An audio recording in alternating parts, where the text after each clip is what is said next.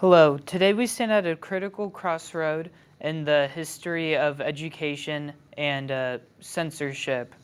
We are facing a time where book bans are being placed, and the decision whether they protect us or harm us is come to many.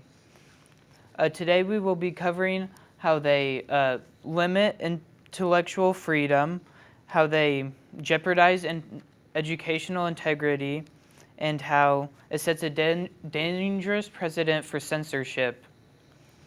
Well, some will argue that book censoring is to protect the children from harmful topics or learning of things too early. While this is instead of using the approach of having a conversation or approaching the topics gentler through literature when they will be exposed to the topics anyways. First off, book banning goes against our constitutional right of free speech. The American Library Association predicts that there was 1,500 challenged books. This is limiting many voices of minorities and limiting different views. This goes against what the Constitution put in place of free speech and letting everybody's voice be heard.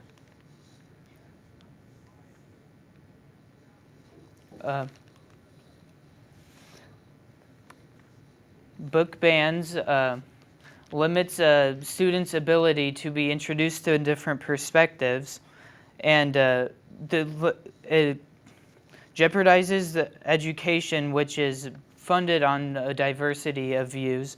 And when students are exposed to controversial topics through books or literature or conversations in the classroom, the National Coalition Against Censorship found that they had more empathy and connection with the situations.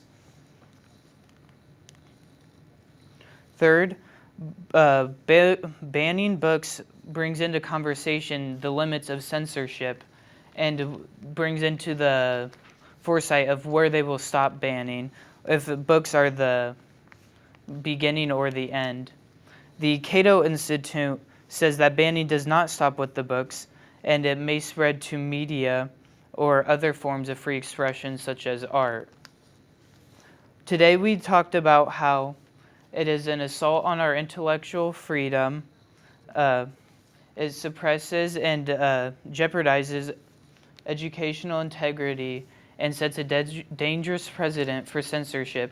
And I hope that you will reevaluate your perspective on banning books and its place in our democratic society.